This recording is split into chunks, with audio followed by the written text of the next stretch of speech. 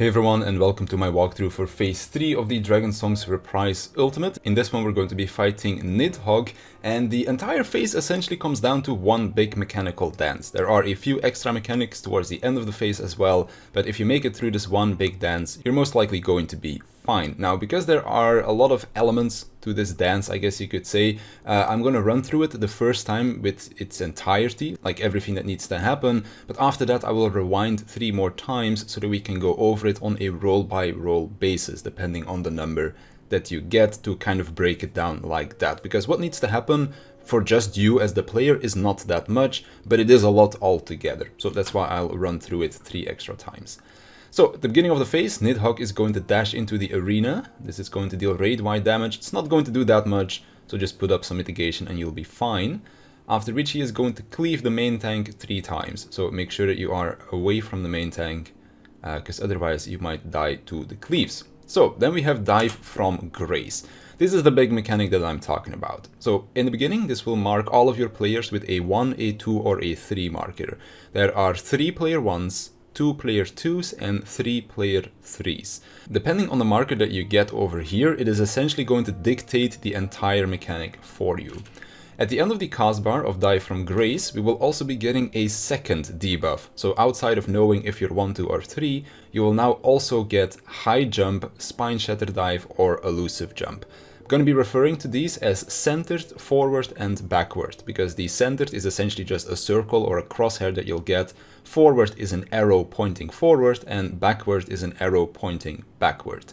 What this means is that whenever your timer runs out, you are going to be dropping a tower, and this tower will be baited differently depending on the debuff that you have. So if you have centered, the crosshairs, the tower is going to drop on you where you are standing.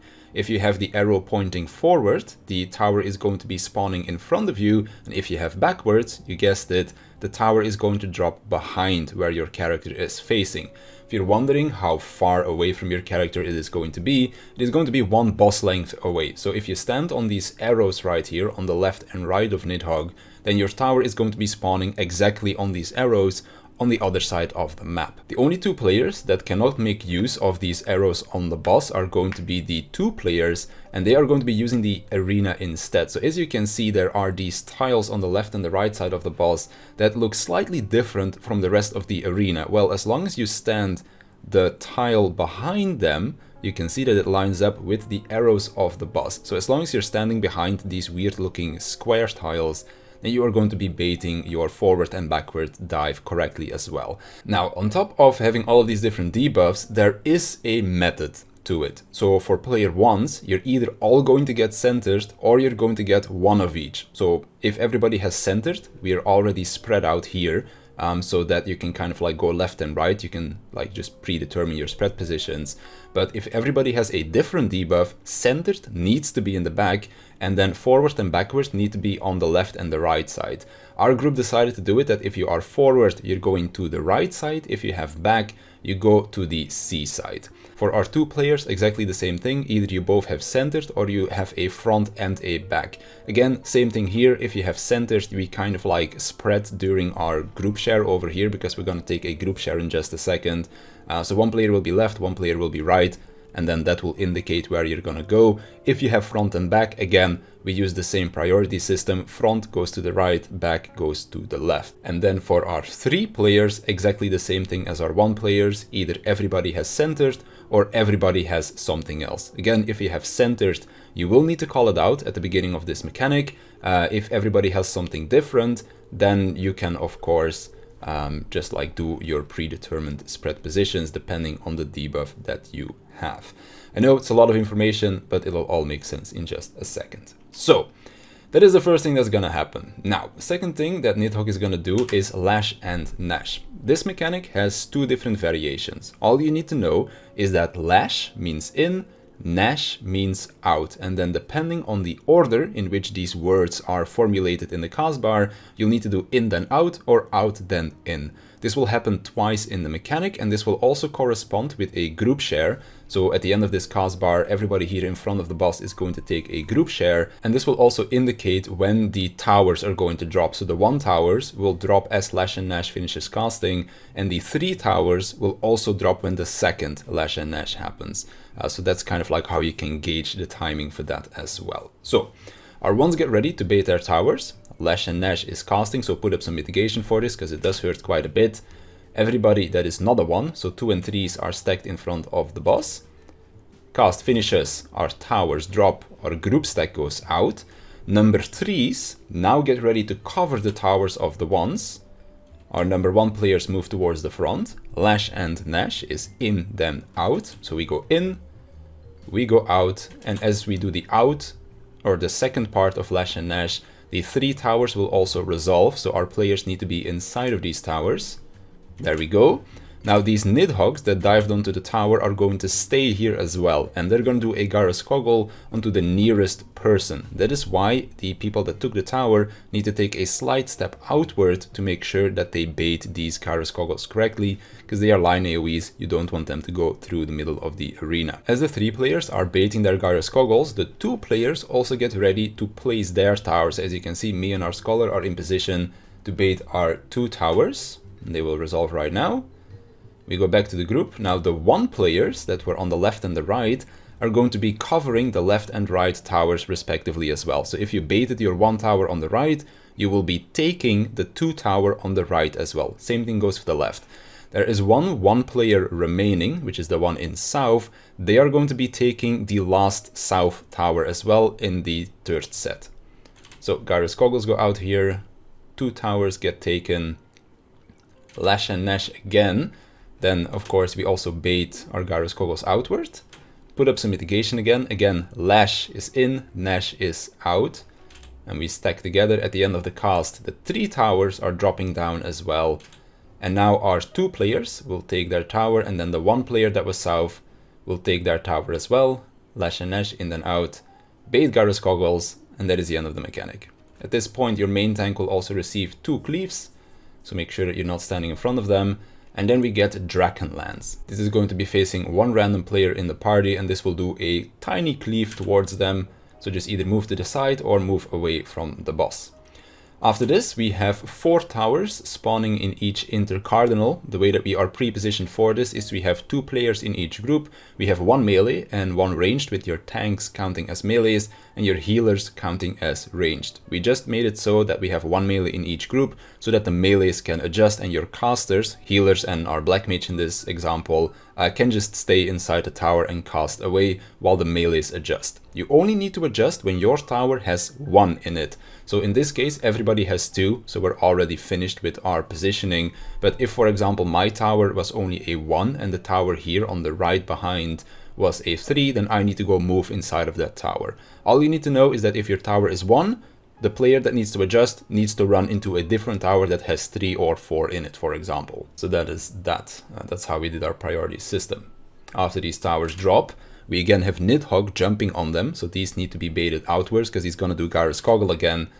And then we have both the boss Nidhogg as well as 1 random tower tethered to players. These are tank busters. So I am going to be always picking up Nidhogg from middle, and my co-tank is always going to be picking up a tower. These tank busters hurt a lot, so use a lot of cooldowns on this. We also had my co-tank use a tank invuln, that way he can use his cooldowns on me as well. And then at the end of the phase, we are going to be getting 5 more cleaves onto the main tank. So make sure that you clear your main tank, do not get hit by this. And then we're going to be finishing off with 1 more Dragonlance at the end of the cleaves. So we have 5th cleave. It's going to face a random person for Dragonlance, so dodge this. And then we have reached the end of the phase, so we have Revenge of the Horde. This is going to be the enrage cost of the fight. So that's the entirety of phase 2. Let's then run through it 3 more times, going off of the different numbers. So we start our phase with our cleaves. So just get rid of the main tank, or well, get away from the main tank. We got our markers. So the ones pre-position in the back of the boss, if they all get centered, you're already kind of spread out and you know where you want to go. If you get your 3 different debuffs, go onto the priority system that you made with your group. So centered in the back, forward on the right, backwards on the left.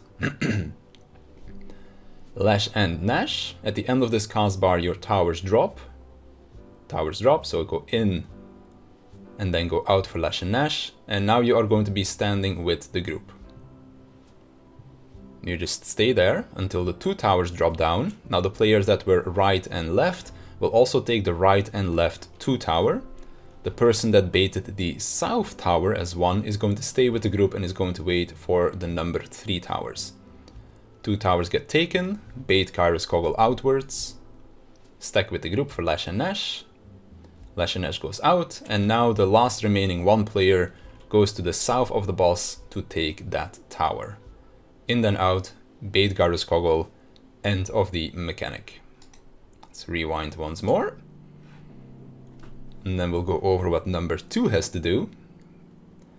So as number 2, you start in the north side of the map.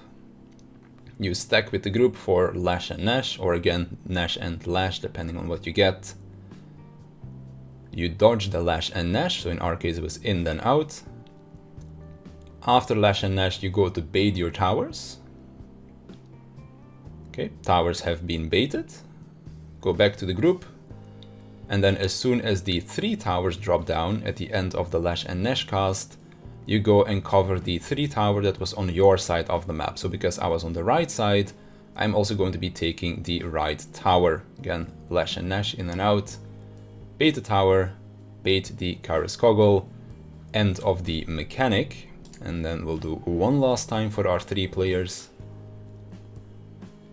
So as number 3, you're going to be stacking in front of the boss with the group for Lash and Nash. If you all have centered, call out where you're going to go. As soon as this group share goes off, you go and cover the towers that you are meant to be covering, that you just called out, or again, if you have different debuffs. Then you go there, cover the towers, bait the Kairos Kogels.